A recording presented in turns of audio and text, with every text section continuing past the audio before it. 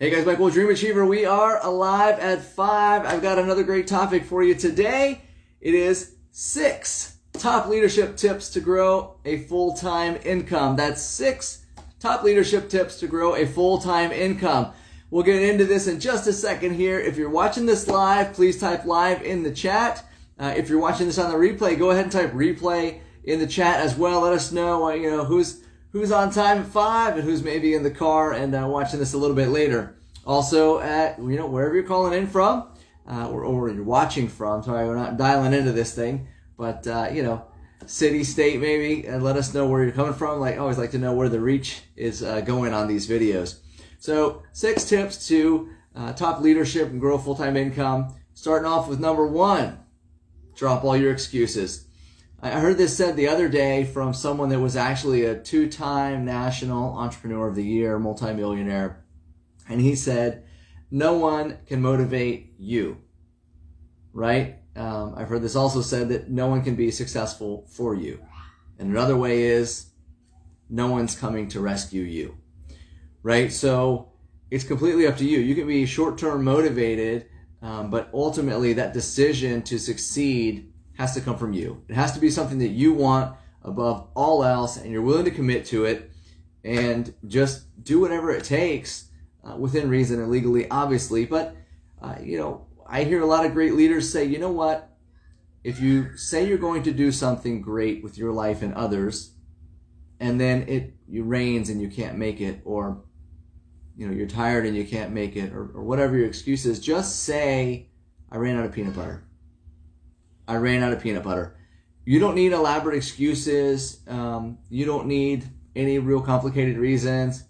Granted, there's important events that happen that are out of your control, and that's understandable. But consistent excuses, you might as well just say you ran out of peanut butter. And I heard someone else great say, I think this was Ray Higdon. He said, don't be an imposter. Don't lie to yourself. Don't lie to others. If you're committed and you really want to have an impact on your life and you want to change the world, make a decision. Decide to do it. Right? And then figure out what it's going to take to get along the way. So, don't lie to yourself that you're going to do it and then you're not willing to do things that you're afraid of. You're not willing to do the things that it's going to take. You're not willing to commit to the activity. You're not willing to commit the time or the finances, or whatever it's going to take. You've got to be committed. Drop the excuses, decide that you're committed, and then move forward. Right? I'm committed. I'm committed to me. I'm committed to becoming better as a speaker, a presenter, a business person, and I'm doing these lives for you because I'm committed to working through the process and becoming better and adding value along the way. Just an example, okay? Number 2, grow where you lack. All right? It's a personal example. I've never done live video. I'm working on it, right? First one was pretty terrible in my opinion, but I tried. And you know what? It's not because I tried and quit. It's because I tried and I'll try again. And I'll try again and again and again and again and again until I become proficient at live videos, proficient at articulating a message and adding value and showing up with a presence, right? Committed. Grow where I lack. If you're not good at sales, you should study sales. Be good at sales. Some people say, I'm not good at sales. Well, if you're married, you were good at sales at least once. You got someone to commit. Right? So if you're not good at sales, be good at sales. If you're in a business that requires a lot of recruiting, you're not good at meeting people, well, maybe you need to read How to Win Friends and Influence People, right? By Napoleon Hill. It's a timeless book. There's a lot of, someone told me the other day, there is no reason why you're not having the success that you want to have if it's related to tools and resources. All the tools and resources that you need to be great at any one thing exist right now, and they're within your grasp. Generally, there might be a few highly specific things that are not, but generally, everything you need to be successful at whatever your endeavor is available to you right now. So whatever you need to get good at, it's available to you to learn. And if it's something that you don't want to learn, you can hire someone to do that. I've heard a lot about virtual assistants recently, where maybe you don't have time to respond to all your Facebook comments. And that's an awesome problem to have, where you have too many people reaching out to you that you can't respond. So, how about you hire someone to help respond for you? Hire someone to answer the phone for you, take your messages for you, right? If you can't do that and it's not worth your time to do that, you can pay someone else to offset that.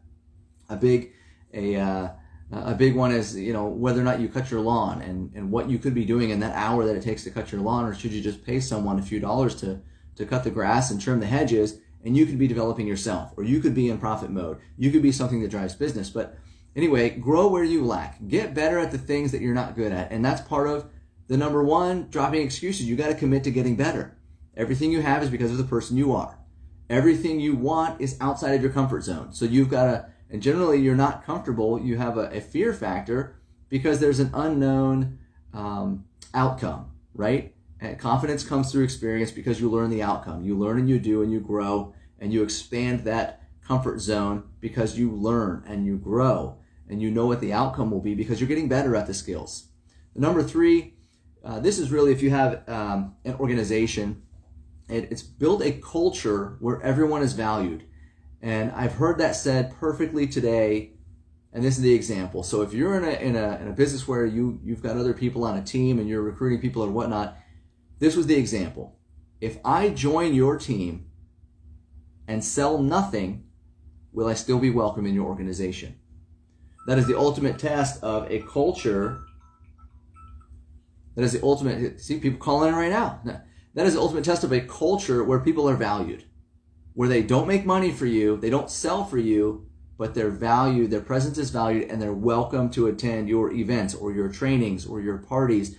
And of course, there's a whole other level to that. You want to have contests and exclusive events for people that are achievers and whatnot. But in general, when you have an event, are people congratulated for showing up?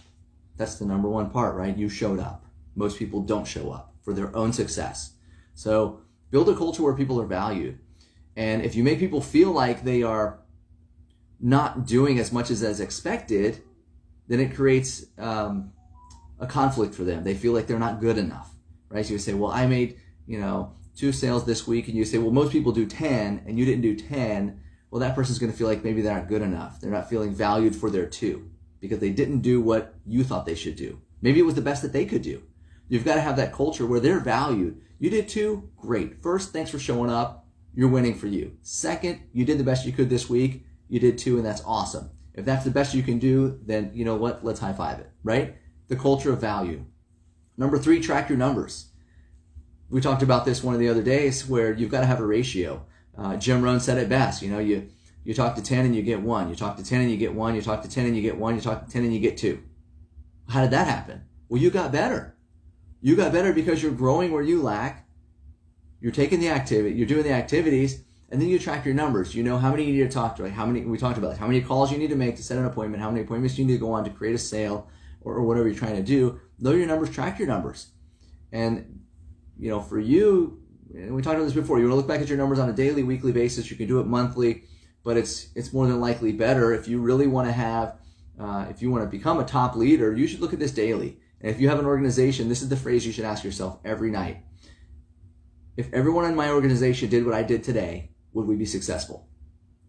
I'll say that one more time. If everyone in my organization did what I did today, will we be successful?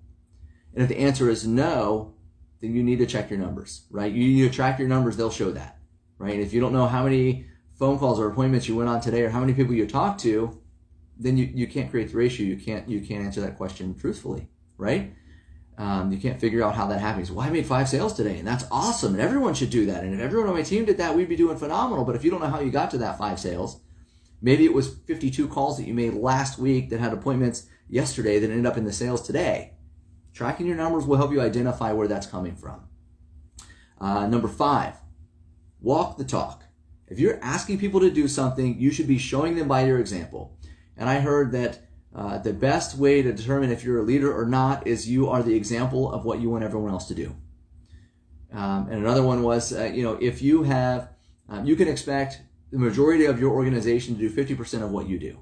So if you do nothing, 50% of that is nothing. If you do, 1 sale, 50% of 1 sale is not a whole sale, right? So you got to walk the talk. If you're saying you should be at this event, well, then you should be at that event. If you're saying you should be on this call, you should be there to say, welcome to the call. If you're saying we need to talk to more people, we need to make more phone calls, but you should be making more phone calls and saying, here's how many calls I made today. Here's how many calls I did today. Let's do calls together.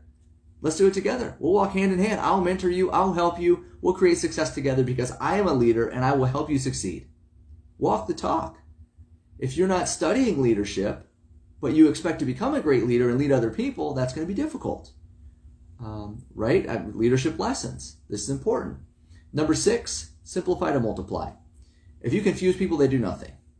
And if you're in a business where people buy from you, confused people cancel their orders, which is worse than nothing because it's generally going to be a negative for you. So simplify to multiply. You need to have a simple system for people to follow. Your company, if it's just you and you're like a manufacturer's rep or you're an affiliate of some sort, your company should have a simple system that's easy for you to follow because simple duplicates. Simple is actionable.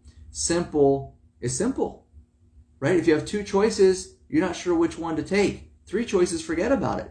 You got 1 option, 1 team, 1 dream, 1 drumbeat. This is how we do it. This is our success system. This is how we get people started. This is how we offer products. This is our number 1 product. This is how we lead people because we have a simple process for sales, simple process for recruiting, and we guide people. We have a simple training system. We have a success system. And it is simple, simple, simple, and everyone follows the same simple system. That's why ducks walk in a line. It's simple. There's no question about where do I go, follow. Simple, and that will create multiplication because simple can do, right? Everyone can do simple. And the more people you have doing simple, you multiply your results. So anyway, guys, these are always quick because I'm just dropping a quick nugget for you. This is 6 tips on top leadership to grow full-time income. Hope you found this helpful. Give me a thumbs up if you thought it was helpful. Drop a comment if you had some type of aha moment in there. Happy to share. Michael, Dream Achiever. I'm going to keep doing these. I'm going to keep sharing because I'm committed to getting better. Hopefully this helped you get better too, and hopefully we add value for you. That's my goal here. Anyway, I'll see you all at the top. Let's keep going and catch you tomorrow.